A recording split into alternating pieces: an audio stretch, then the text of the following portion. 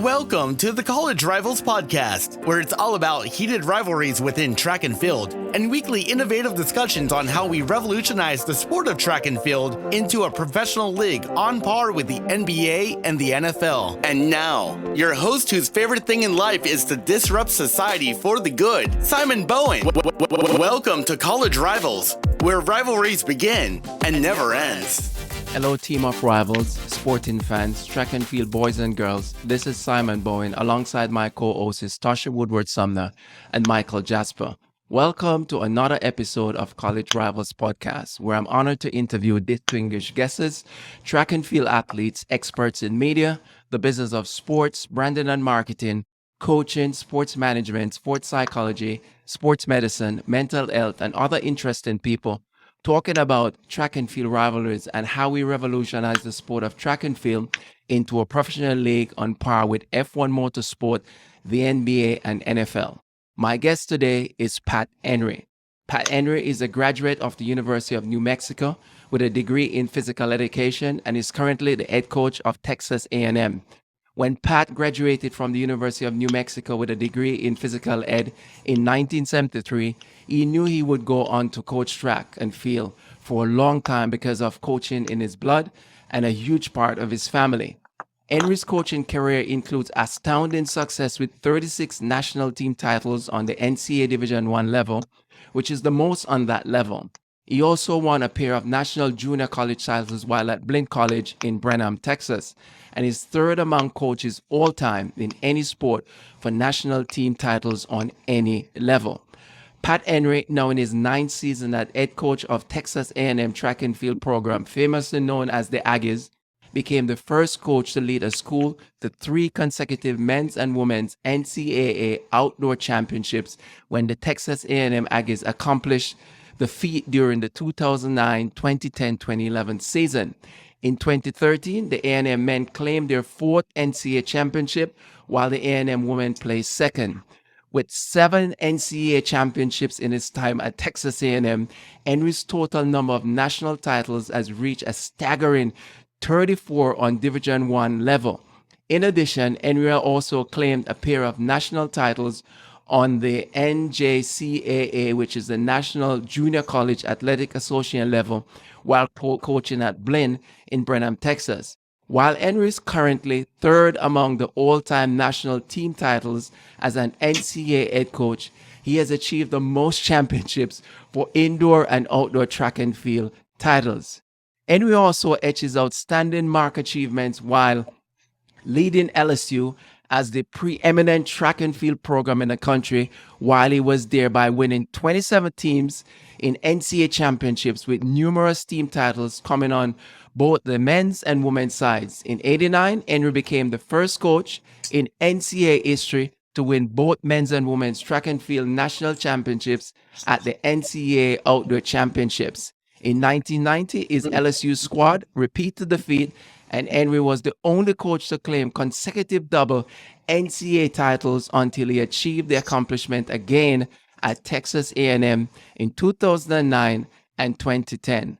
Now today, we are pleased to talk about the NCAA track and field, its current state, health status since COVID, its role and relevance in shaping the future of the sport, and its potential impact on a professional league on par with F1 motorsport, the NBA and NFL. With our special guest joining us from Texas, Coach Pat Henry, who will have a lot to say on this topic and more.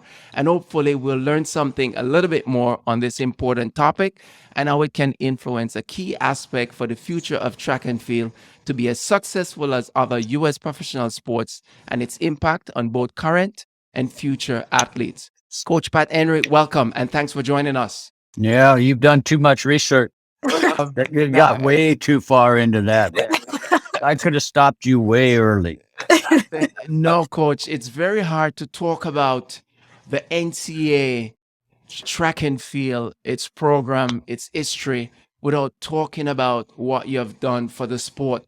And as far as I'm concerned, and currently the state of track and field on a global level, and even more so in the United States when we've just concluded Oregon with the World Championships and looking for LA 2028. there's a lot of chattering happening around in the country at this point in time in terms of how do we fix track. Now, I don't think we can actually start to have that discussion without having people like yourself just creating and giving us some ideas and insights where we should start and what potentially could happen down the stretch. Now, a lot has changed since I left the collegiate circuit in the 90s, including while at George Mason, including my co-hosts as well. First off, can you give us a rundown on the latest L-check status of NCAA track and field since COVID-19 last struck? Well, I think NCAA track right now is doing very well. If you look at the performances of this last year's NCAA championships, I mean, we had some great efforts. We had a lot of people do very well. I think when you keep everybody pinned up for 2 years, all of a sudden people are out of the cage. I think that has something to do with it. People were ready to compete. People were looking forward to being able to compete. And as a result, great things happened. So Yeah. I think we can all learn from that. I think that's something that we should all learn from. There's a lot of talent, and there's no top to that talent.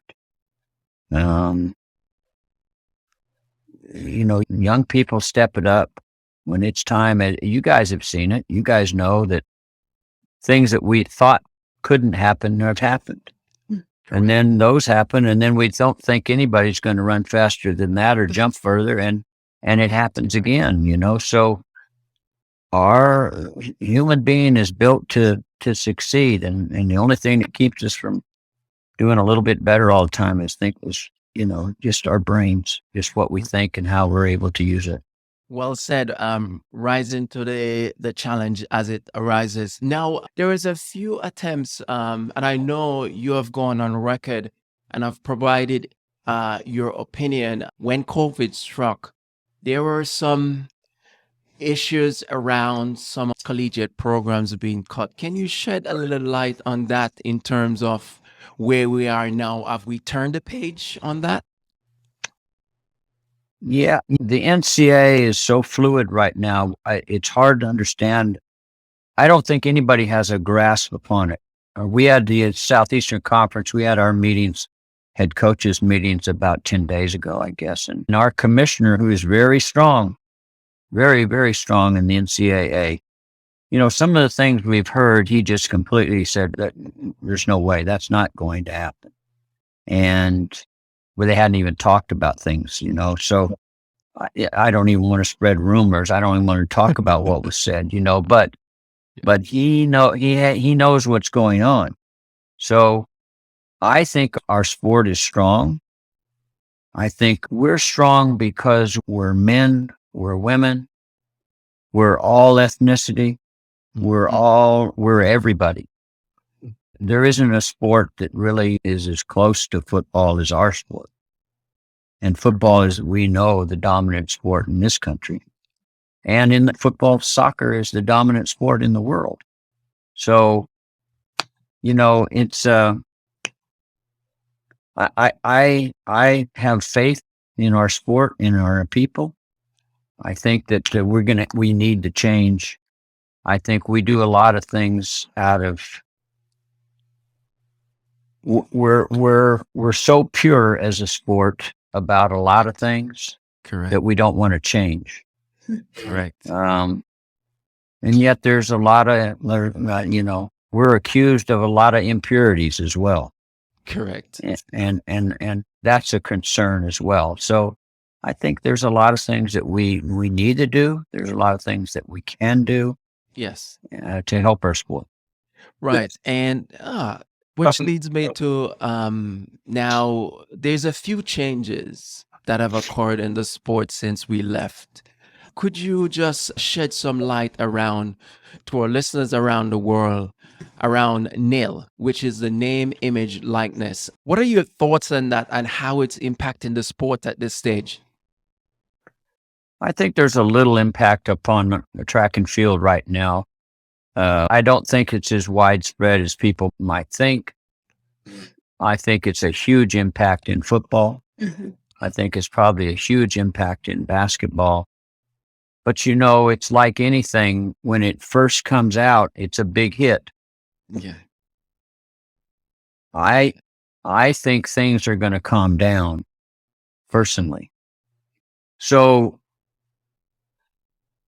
if you're looking at the athletic programs around the country, all of them we're the 12th man. That's an organization who raises money. We at LSU, we're the Tiger Athletic Foundation. Oh, yeah. Those are the people who raise money for the athletic department. Well, those monies are used to build facilities, turn on the lights, pay for the people who clean and keep the facilities right, continue to build facilities, continue to improve facilities, because it is a race. It's a facilities race all the time as well. Well, the same people who give to those foundations, athletic foundations, are the people, those donors are people who are very wealthy most of the time. A lot of them are not. Yeah. Yeah. So who's given to NIL? It's the same people. Yeah. So how is that something's got to give? Because if you only give to NIL, then who's going to build new facilities? Who's going to pay for scholarships? Who's going to make things happen around your whole department? I think it's time right now. I think that people that have money don't necessarily understand athletics, and they get real excited about this individual right now.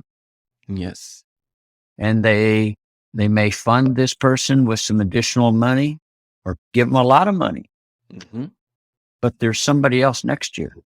Right. And there's somebody else the year after that. Right. It's just a waterfall. Yeah. And you can't sustain.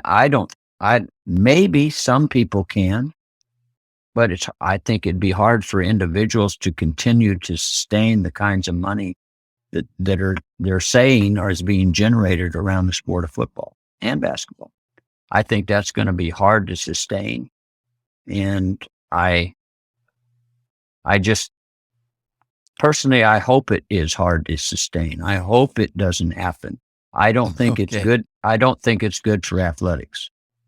Has it, Coach, has it at all impacted your ability to recruit? The prospect of, and in our state, we have state laws. Okay. And our state laws say that as a coach, Pat Henry, I can't go and ask Jim, who has a lot of money, to give me money. Ask him to give me money because I want to give it to this half miler, this sprinter. It's against the law in Texas. Okay. Okay. Interesting. But in Louisiana, it's not. Wow. In Tennessee, it's not. Well, it's in it. And so that imbalance is also an issue. Right. Problematic. So it could affect recruiting. I have not had a young person say to me, well, you might give me the scholarship, but how much more will you give me as with NIL money? I have not had one person say that. Yeah. Yeah. And I hope that doesn't come about. Right. I agree.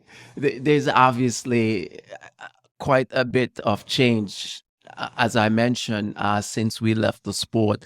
The NIL is one of them.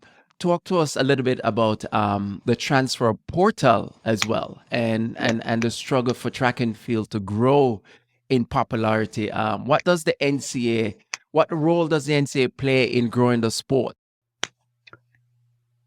Yeah, I think if you really think about transfer portal and you think back, who initiated this and why was it initiated? And to me, I may be off. I may be way off. I think this is about college quarterbacks on the football team. Yeah. I think this is about the number 2 quarterback and the number 3 quarterback. And they know all of a sudden, I'm not getting on the field here. And even the coach is telling them, you're not going to get on the field here immediately. Wow. Well, if I'm not going to get on the field, I need to go somewhere else. Yeah. Because somebody else isn't and is looking for a better quarterback. So it all started it started with football. Everything starts with football. Everything starts with football. And Yeah. I think that's where it started. And now antitrust rules, United States antitrust rules are involved now. And so we're in a world of issues right now. Because just like I said, every state has different laws. Mm. Some states are not going to do this, and some states are working to get the law changed right now because they're worried about their football team getting behind, basically. They're worried about football recruiting. That's what they're worried about. I guarantee you track hadn't come into that conversation. Not yet. Yeah. Which, You know. Which leads me to one of the big things about college rivals and why it was formed is to look at the sport from a different perspective. And one of the things that we strongly support is, I think, the NCAA structure is a very good launch pad to propel what we believe a real professional league on par with the NBA, NFL, and even F1 motorsports. So we've been trying to reimagine track and field, what it should look like. And we here at College Rivals have agreed that we currently have a structure in place, which is the NCAA track and field program.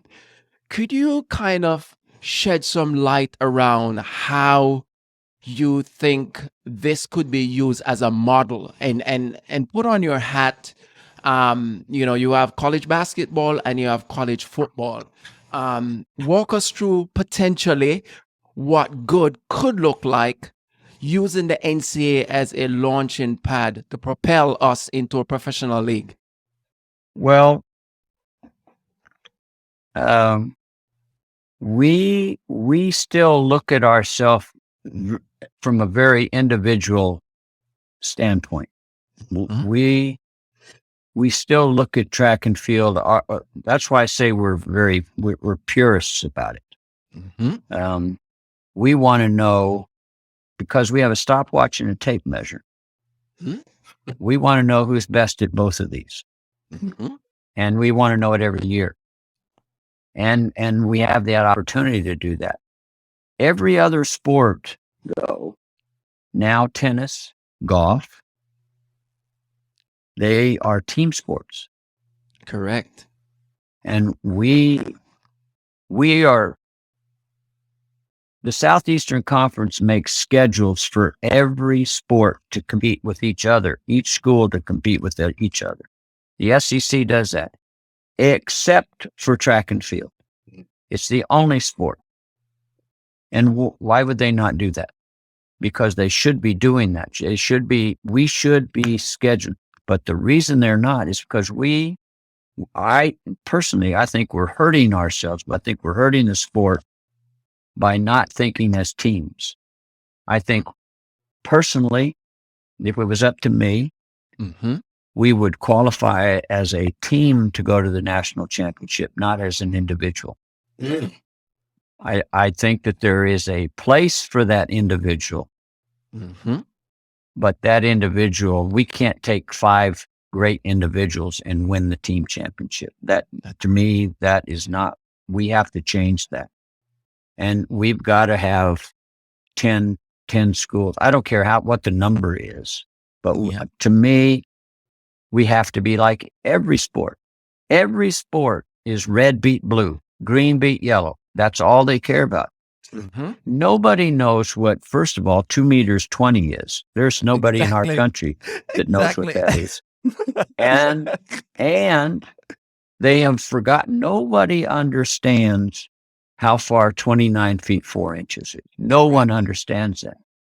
Now, if I put a tape measure out in front of the people I'm talking to, a Rotary Club, Mm-hmm. groups of people in your community that are interested in sport, all of those. If I pull a tape measure out in front of them, they see 29 feet 4 inches. First of all, they do not believe a human can jump that far. I hear yells in the back of the room. There's no way that can happen, and I pull the tape measure out and stop. And I say, this is the long jump. And they just give me an awe. This is the women's record. Then I pull it out to the men's record. And they don't believe. They just don't believe. But what that says to me, they don't know what 7 foot, 8 foot, 1/4 inches. They have no concept of that. Correct. That means the person is going over and he's almost putting his belly button on the bottom of the basketball rim. But they don't understand what's going on. Right. But we don't educate them. Correct. We don't educate them. And they don't care. Because the only time they care is when I say 29 feet 4 inches. That means he could jump for a first down. They bring it back. And then they understand, oh my gosh. Now you can get 142 foot run up, but the man could still jump for a first down. They have but it's our fault. We're not educating them. We're not putting a product out there that they're going to say they want the team in orange to win. And they are going, that's the team they want to win. They want that team to win. And they will watch it on TV, because if you're not on TV, you aren't a sport, first of all. And we do a very poor job, in my opinion. I mean, I've had some of the greatest individuals in the sport. Correct. But that doesn't help the sport. I mean, it really helps us as a sport. I'm not saying it doesn't help us. For Fred Curley to win the 100 meters, that's huge. That's big time. Big time, yeah. But he's the fastest man in the world. And I can say the fastest man in the world went to Texas A&M. Yeah. But if I say the fastest man in football is Devon Achane, who is on our team, who is the fastest. He ran 10-0. He is the fastest man in football. That means more to them. Yes. Right. He's on a team. That's correct. He's part of a team. They relate to Devon Achane more than they do Fred Curley. That's our fault. That's our fault. The fastest man in the world, Devon couldn't stay with Fred Curley to save his life. Devon's a great little sprinter, and he's going to be really good, but he's going to make $20 million next year playing football. Yeah. So we have got to turn, in my opinion, how can tennis be a team sport? How come golf is a team sport? Yeah. I mean, you talk about individuals, those are individuals. That's correct. They're making themselves more relevant. They're working on it. They're trying hard. We're going the opposite direction. We're not helping ourselves enough. That's exactly, and that's why. So myself, Tasha, and Mike, we've been looking at F1 motorsport, and to be honest with you, Pat, it's very strategic in terms of why we also love the sport. I am new to F1 motorsport, and the motivation came around because when College Rival was created, I wanted to look at what are the other sports. You mentioned tennis, swimming, F1 motorsport. Now they have individual, but they also have team and scoring. Lewis Hamilton and George Russell race for Team Mercedes. they do have their individual races, but there's also a team scoring going on. One of the reasons why I was happy to have you on as a guest is your level of achievement came not just from producing individual top talents, but there's always an end product where to win the NCAA, you have experience around a team concept. And one of the things that we want to elevate around this conversation is pretty much what you just said. I see track and field globally as an opportunity to add another dimension to the team concept around, okay, yep, we still can have individuals, but I would hopefully very soon we get an opportunity, even at the NCAA, to kind of have a little bit more focus around what that model should look like, and then it being transferred over into the professional league. A lot of people would participate, a lot of people would get involved. And around education, I really think that's a big point. One of the things that the globally athletics in general has to do is define more around, there are certain things like, as you mentioned, long jump, shot put.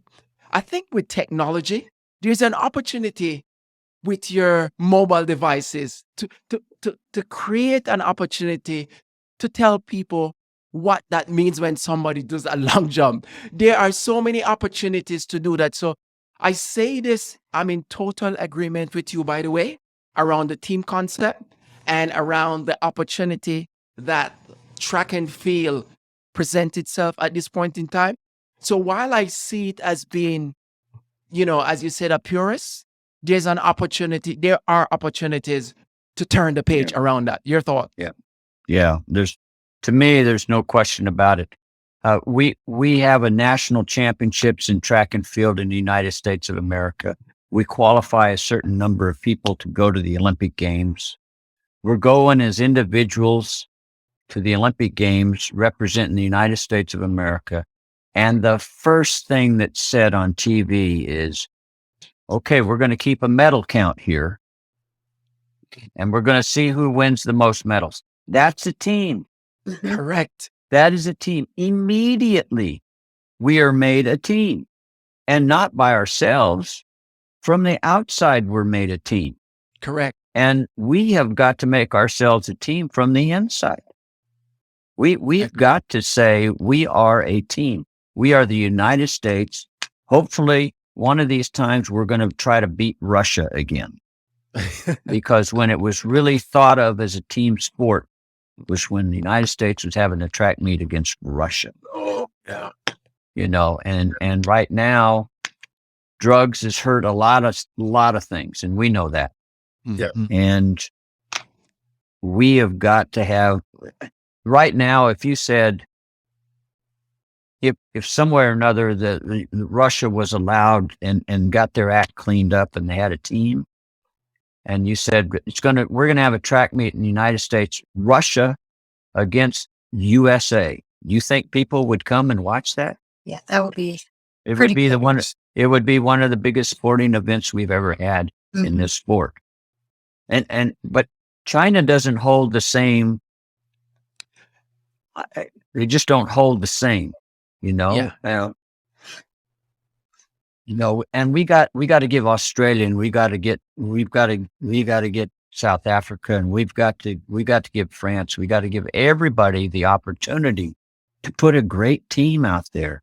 And if they put a team out there and go to the meet as a team, Correct. French people there's some great athletes in France. Yes. There's some great athletes in Australia that they're really not bringing. Jamaica does the same thing. I mean, lots of people don't get to go because sometimes I think that they don't have the money to travel the people that want to travel or take Correct. people. And that really sounds kind of ridiculous, doesn't it? I mean, Yeah. that should happen. That shouldn't even be a question. Yes. But it is. Yeah. But we got to figure. It was the American sprinters against the Jamaican sprinters, wasn't it? That's correct. Olympic Games ago, It was U.S. against, and Jamaica beat us. But it was great for the sport. And the rivalry. But that wasn't a team. It was a kind of a team with a sprint group, but it wasn't really a team. Kind of like at Penn Relays, because Penn Relays used to do the team USA versus the world. And and the people got more excited about that than anything. My introduction to track when I was about 10 years old, my dad made me get involved with indoor track and field as really an official. Because I used to carry this board around, and we were on a 176 bank board track. Oh, wow. Wow. Nobody knew where the start line was everybody knew where the start line was. Nobody knew where it finished. No one knew where the exchanges were. And so I had to make sure the officials knew. Ouch. But we had some of the greatest athletes in the world there. It was the first time somebody they jumped 17 foot in the pole vault, and that was huge. Some miters ran fast. We had great high jump. But, they had a junior high race, and it was called the Junior High 704 Relay. What is 704? Nobody knows what that was, but it was one lap for each kid. And the entire stadium stood up and was clapping and screaming, and nobody knew who not one of those kids were. But they were running in a different uniform, and somebody was going to win that race. And that was more important than Dwight Stones over there high jumping. Nobody cared. Yeah. Dwight was over there doing all of his, all of his stuff. But a junior high 704 relay was going on, and it brought the stands to their feet. And there was 10,000 people in that stadium. It was indoors. You couldn't get another body in there. And it was fantastic. Well, to me, that kind of set the standard for me. I knew then people want to watch track. Right. Yeah. But it's got to be this junior high beating that junior high. Right. Correct. But some way or another, we lose it. Even our high schools are losing it because there's too many clubs, first of all, and that's taken away from the high school track. And the United States is going to be Europe here pretty quick because we're going to turn completely into clubs. That scares me as much for high school track as anything. And if it turns to clubs, we have a certain population. My dad was in that population who had 5 kids. He couldn't pay for a club. right. There's no way. Right. There is no way. And so none of us would have got to run track. Right. Because he couldn't do it. We would have been doing whatever the high school would offer. We would do that, but that's it. Right. And we have a whole lot in our population that those dads and moms, they can't afford to do that. They're not going to do it. Yeah. So the kids are going to get left out. Yeah. So I guess accessibility, I agree with you. While we are looking at the sport, and I'm sure you know that, Pat, there's a lot of people who are making an attempt. You hear the chattering here, there, all around the world. And one of my main focus right now is the United States, because we just concluded the World Championships in Oregon, and now Los Angeles 2028. And so the big question is what and how we should proceed leading up to 2028. Now, Tasha alluded to at the Penn Relays, which we all know here, we used to see a glimpse of what a team like Team USA versus Team Jamaica or the rest of the world, that bit of concept, I'm trying to figure out and pick your brain around, should that be the blueprint moving forward for like starting with local meat promoters. There's a lot of meat promoters now popping up around the country trying to impact some change. So how do you feel about how they should start leading into 2028? Well, if you look at all of that you just talked about, the majority is Nike trying to beat Adidas, Adidas trying to beat, On is coming in, and this group, and Puma, and it's the shoe people that are developing the team concept. Who they are, aren't they? They're worried about who's wearing this apparel and these shoes, and why they're doing that, I don't know, but they are. And I just don't understand why a lot more people don't understand that the team concept has got to come into flourishing. We have got to push for a team concept. The shoe companies are trying to do what they do, and that's a team concept. Yes. Yeah. Whether they admit it or not, it's still a team concept. It is.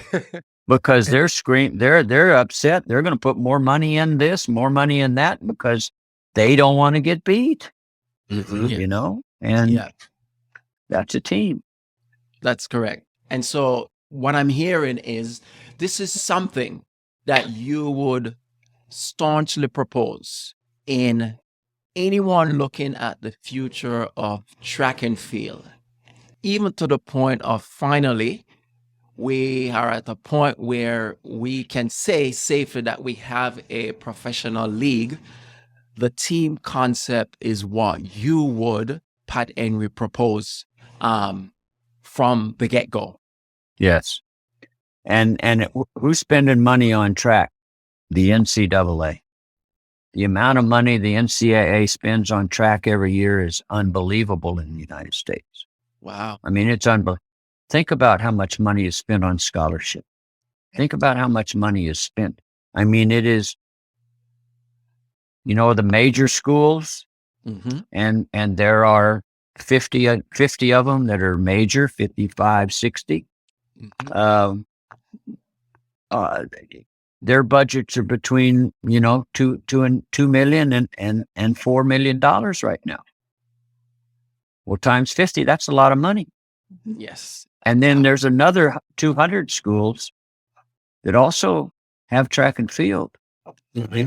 So there's a lot of money being spent on track and field. And that's not including, we're building a new $60 million indoor facility right now.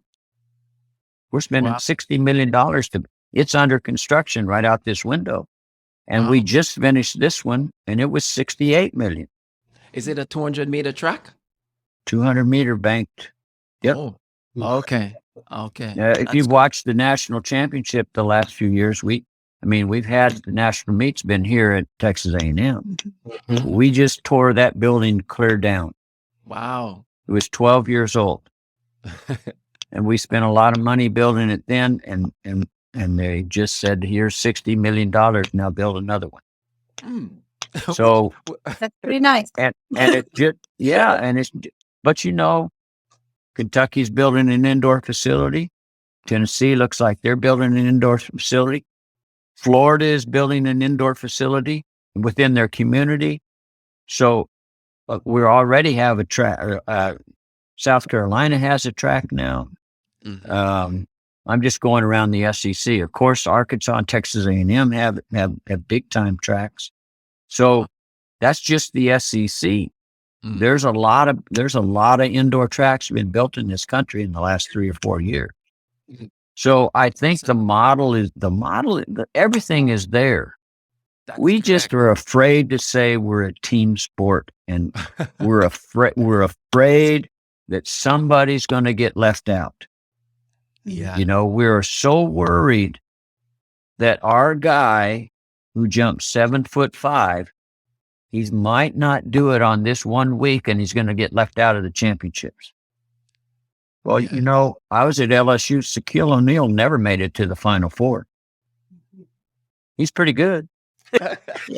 So we got to create a league that's like that. Yeah, Right. You might not might make it. That doesn't mean that you're out of the sport. that's correct. And like you were saying a minute ago, car race people. There's an individual winner and there's a team winner. We can do that. Yeah. We can do that. Yeah. Coach, is there one of the things too about pro team sports? There seems to be like a G League or things like that. So is this team concept will enable people who are like at Texas A&M, like you have your standout athletes, but athletes that may need a couple more years to develop. Yeah. Their own team, they're provided that opportunity, I would say. Yeah. I think I've got 140 athletes on my team, men and women. Well, really, 35 of those people are going to really contribute when it gets right down to it. Yep. Yep. Quality. But the other 100, track is very important to them. Yeah. And if they score 1 point Mm-hmm. and they are part of it, it means that's what it is. Yeah. It means the world to them.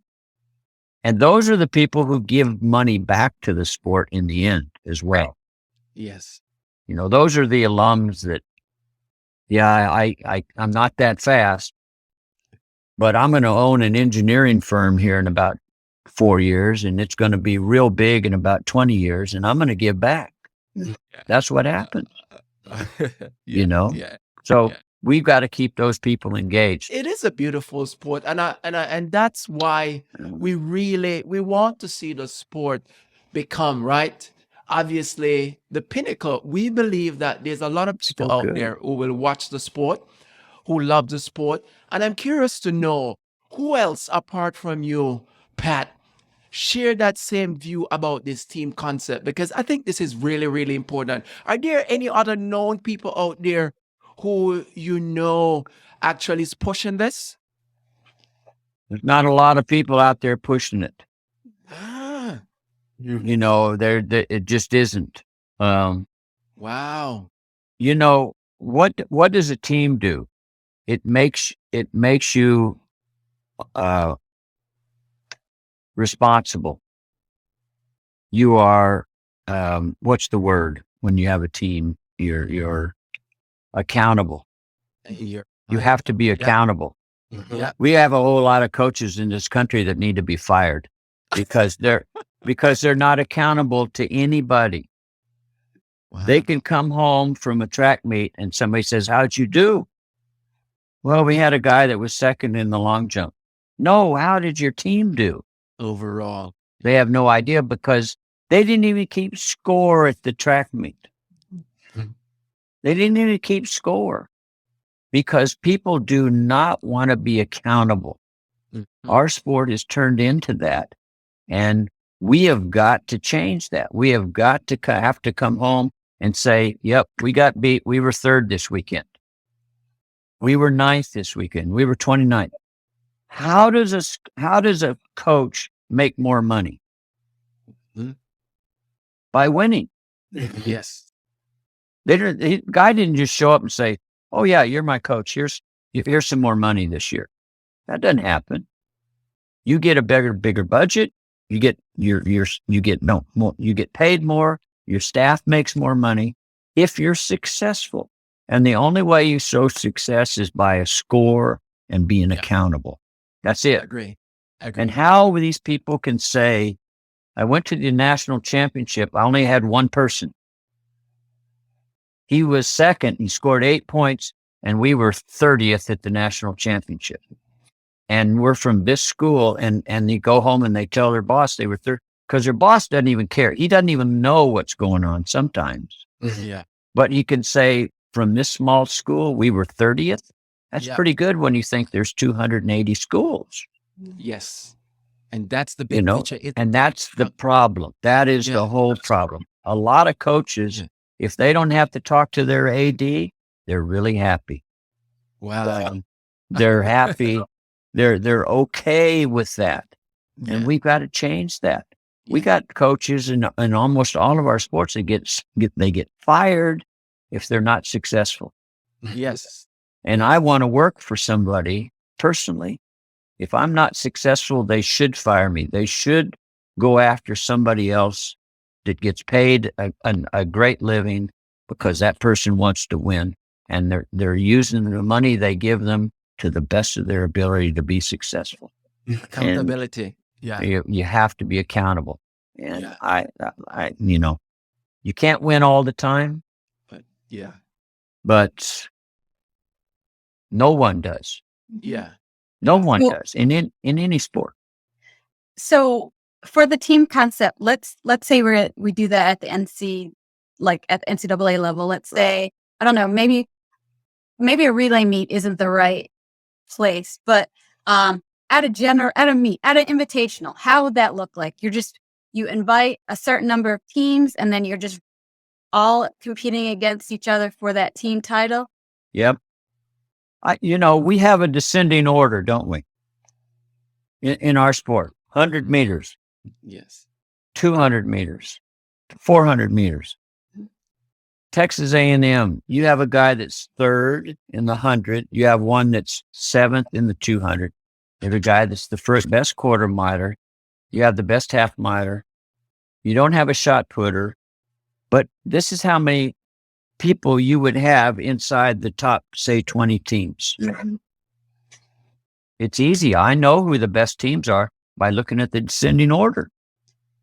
And you can't just have, you would have to say, you need to at least have 8, 10, I don't know, whatever number you would come up with in that top echelon to be this school.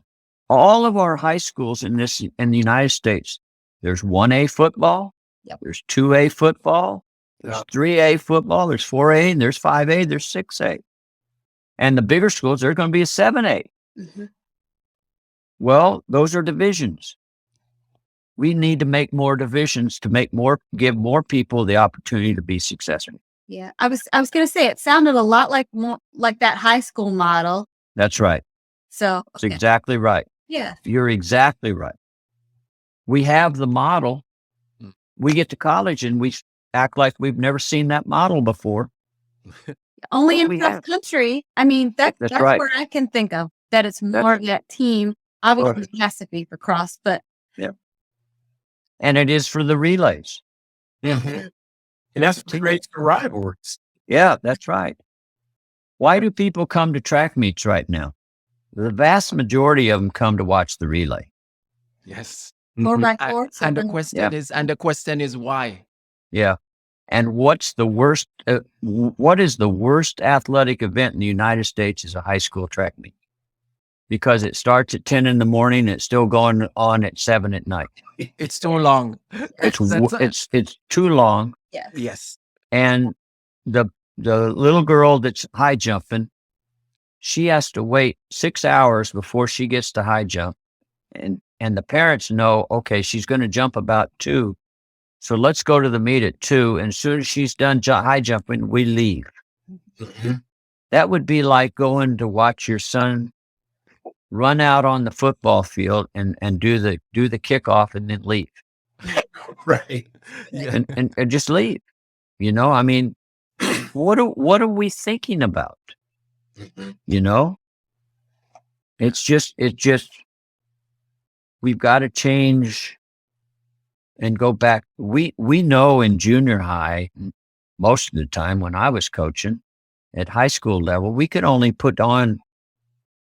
handle about 6 or 8 teams at one track meet.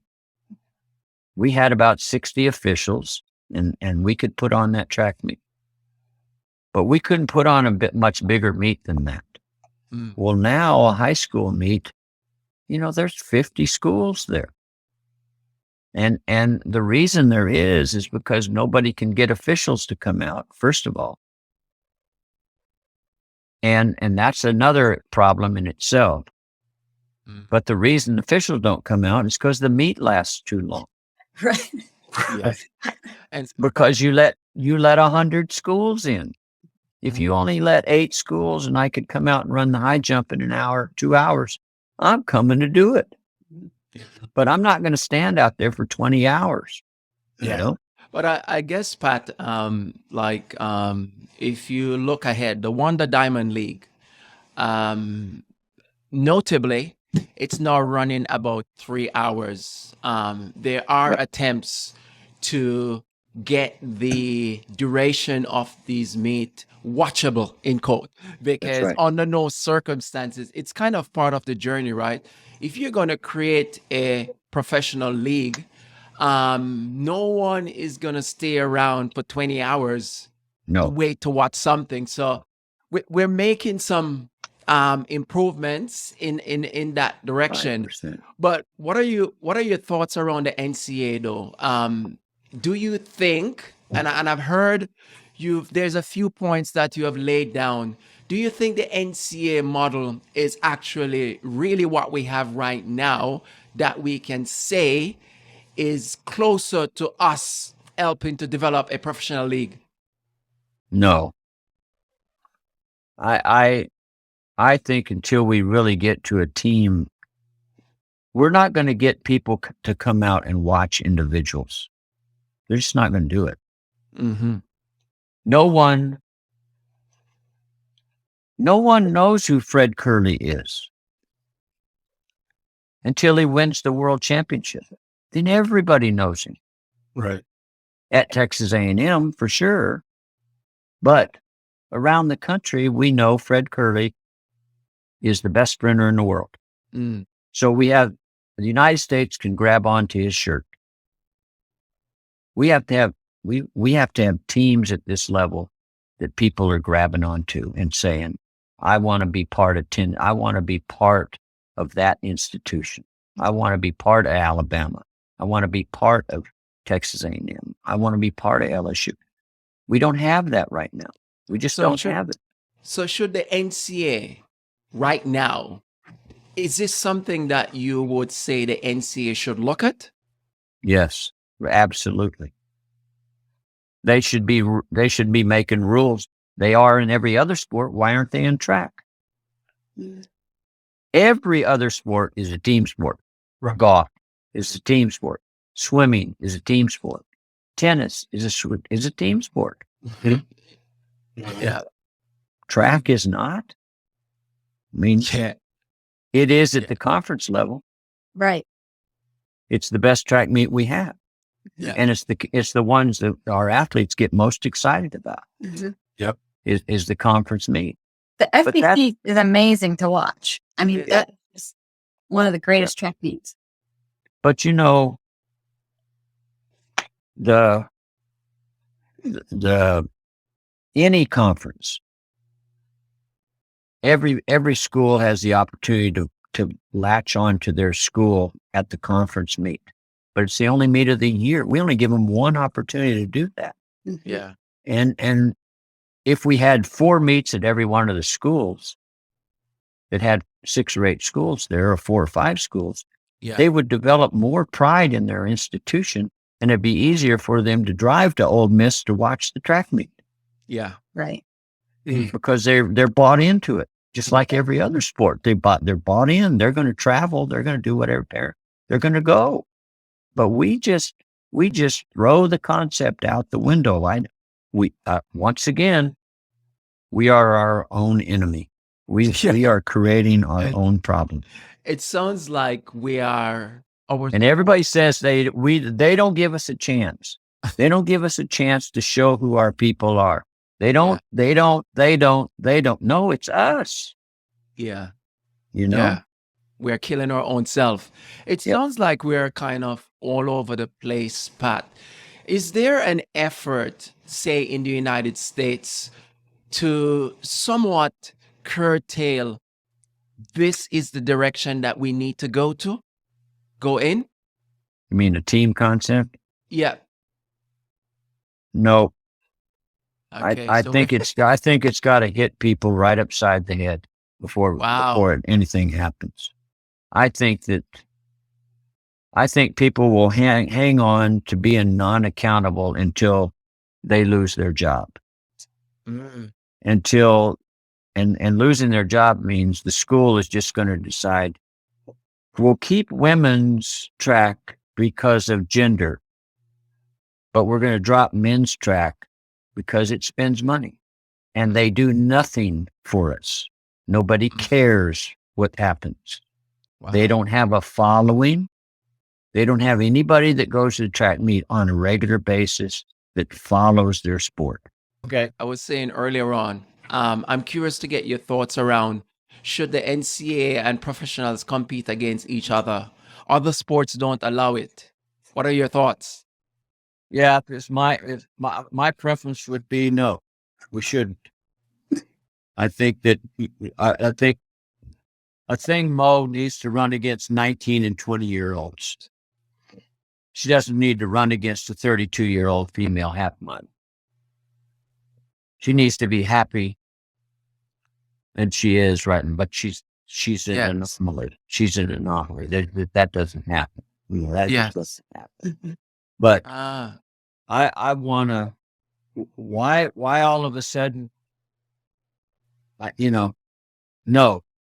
I think it's better for collegians to run against collegians.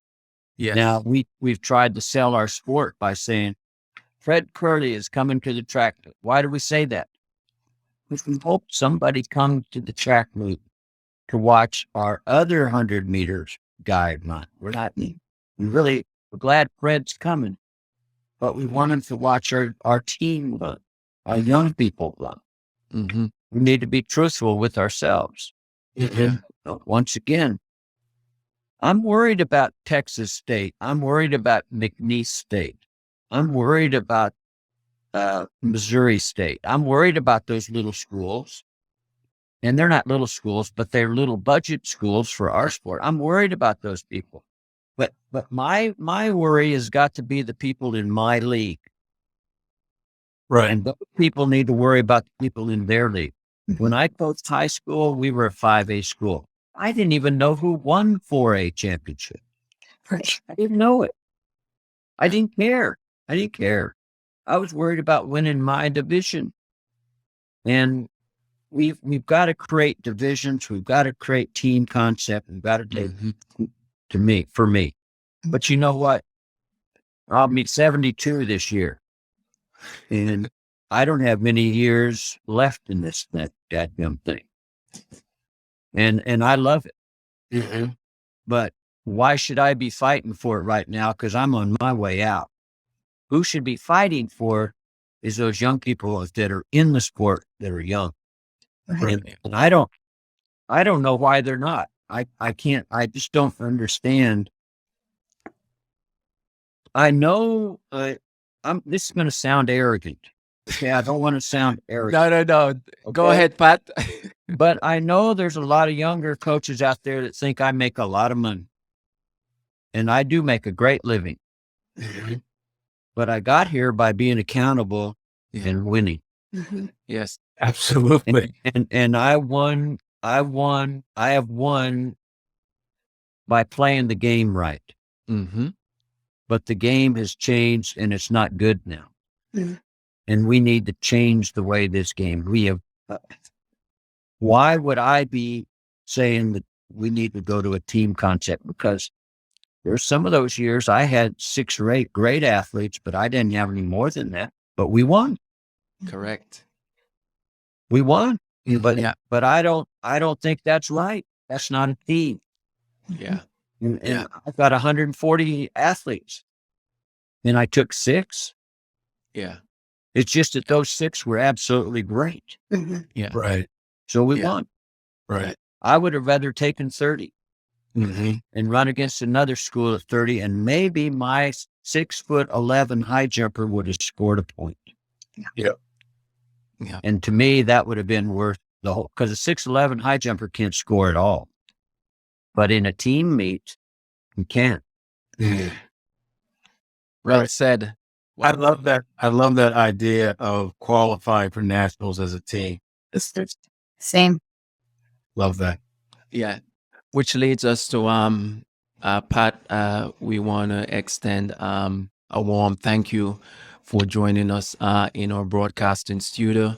You have definitely enlightened the listeners and the viewers around the world, getting a sneak peek of really what the NCAA is all about in track and field, the do's and the don'ts, the challenges, the struggles, but more importantly, the opportunities.